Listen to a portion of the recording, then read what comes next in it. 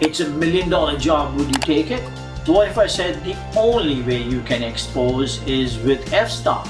No changing of shutter speed and no changing of ISO. What would you do? Let's talk about it, and let's talk about the different options of nailing this $1 million job.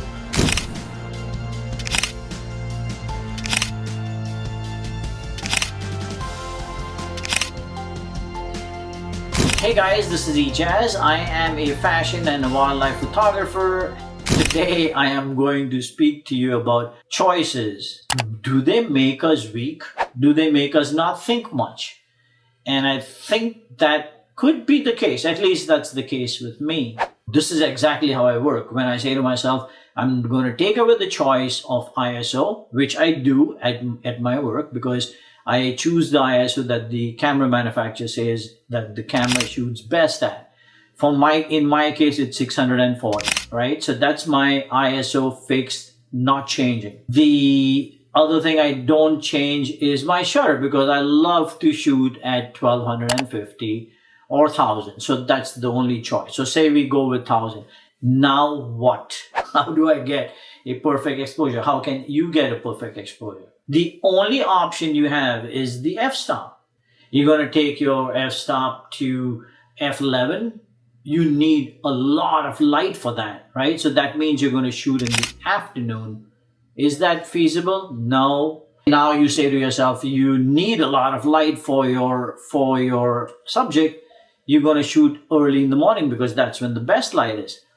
What would you do? You would open it up to 1.8, or you'd open it up to 2.8, something like that. So that is what I mean, having no choice. When you don't have a choice, you start thinking out of the box, meaning you stop thinking past the camera. You say to yourself, I want this $1 million job, and I am going to do the job 100% by shooting in the morning, or by shooting in the afternoon, or by shooting in the evening. You determine that prior to the shoot. You determine what you will need before the shoot. And that is what I speak about choices. I lock myself into the ISO. For sure, I don't touch that, I don't move that. The old days of shooting with Kodak and the old days of shooting with Fuji Velvia for the different color renderation and so on and so forth, those days are gone. ISO, whatever my camera manufacturers say, is what I keep. Leaves me with two other choices. And too many for me. I don't like to think. So I leave myself with another choice, and that is, okay, I'm going to put my camera at a shutter speed of 1000, or I'm going to keep my camera at 1250, and that is it. Now I'm left to make a decision, and the decision is f-stop, and that determines when I'm going to shoot. If I need more light, I'm going to shoot early in the morning, right, by 2.8, or I can shoot in the afternoon and come up with horrible images, or shoot with f11. What I'm trying to say here is that you make choices to make your photography easy outside of your camera. If you determine you'll need a lot of light, you'll decide whether you want to shoot in the afternoon, because that's when you get a lot of light. But then if the choice comes back and says, hey, you know what, the exposure is going to be perfect in the afternoon, but the subject is going to look horrible, what are you going to do? You're going to say, you know what, I'm going to shoot early in the morning. There's not much light, so I'll open up as much as possible. So now I'm stuck with 2.8. Okay, great. So that is what I mean by think outside your camera. Think outside the box. So you're stuck with 2.8 now. You're stuck with your shutter at 1200 or 1000. You're stuck with your ISO at 640. There's nothing to think. You've already made the decision before the shoot. One may argue that you can get some amazing photographs with your telephone. So what are you doing? You are not thinking about ISO. You're not thinking about shutter speed. You're not thinking about anything. You're taking out the thing and you're going click, click. And that is coming back to you, and then the magic you're doing in Photoshop. So what I'm saying to you here is, now we have the sophisticated camera that does everything, and Ejaz is telling you, don't use it. Yes, I'm telling you, don't use it. Determine your exposure before you get on set. Lock yourself down with the ISO, lock yourself down with the shutter speed or the f-stop or vice versa. I like to shoot at 1.8 or 2.8, so great. So now Ejaz is going to shoot at 2.8. What should my shutter speed be? Is my animal running really fast? Is my animal walking? Those are the things that are going to make me determine when I'm going to shoot. And that is the only time I'm going to go on set and start to shoot. So I got my $1 million job, right? So I'm going to take it because now I know how to get my right exposure before I get on set, because I'm thinking only one knob, so to speak. I'm not thinking 3 different knobs to get to one outcome. One knob, that's all I want to change, and that will make your photography. I rather control everything with one knob instead of controlling it with 3 different knobs and making myself crazy. That, I think, is what photographers should do. That's what I do. And I've been doing it for the longest time. And that's how I survive.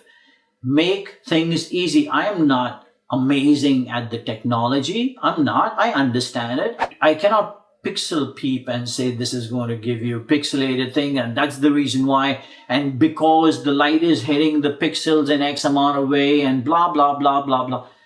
Make it easy. The end user does not care how much knowledge you have about your camera, how your camera works, none of that. Why should you? What I'm saying is make it easy.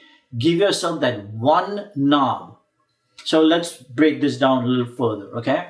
I'm going to shoot a Arctic wolf. I know that the only thing that I can turn in my camera is my f-stop. Will I shoot the Arctic wolf at 12 o'clock in the afternoon? No, I will not. Because 12 o'clock in the afternoon, it's going to be bad, right? The sun is going to be right on top, shadows, it will not look good. So if I'm going to shoot the Arctic wolf early in the morning and it's not bright and it's dusky, what will I need to do? I will need to open my camera f-stop because that's the only knob I have chosen to change and manipulate light. So I will open it up to 1.8 so I can get as much light as possible. And if it were the total opposite, right, and you didn't want light in your camera, then you would shoot it at f11, f18, f22, whatever that case is. That should be your deciding factor, not looking into the camera and saying, hey, I need this and I need that. I'm asking you to think prior to your shoot. And that is going to make you think and not going to make you chimp. You know, it's like you're not going to say, okay, good exposure, okay, bad exposure. No, you're not going to do that. I mean, why are we making things so damn complicated? I don't do it. Call me lazy, call me what you want to call me. I don't do it. If I'm shooting a horse and the horse is running at me, I'm going to try and freeze and if I want to freeze the action, I'm going to try and freeze the action at maybe 1200 of a second. So there you go. That's locked in already. In my brain, that is locked. My ISO is locked as well because that's what my camera manufacturers say. It's going to be 640, period, done, 640. Now, the only thing I have to move around is my f-stop. And that you will determine on how much light exists. And that is what you're going to change. Yes, you must have the knowledge. Yes, you must know what you want to do with those 3 knobs. But when you're in the field, you will only adjust one knob. That one knob should give you the result you want. And that is it. Make it easy for yourself. Make it easy for your clients. They love your eye. They love your vision, not your knowledge will make you a better photographer. All right, guys, this is my rant, if I may call that. My goal here is to make it so simple for you guys because I made it simple for myself and it works. I will see you guys soon. Thank you. Bye-bye.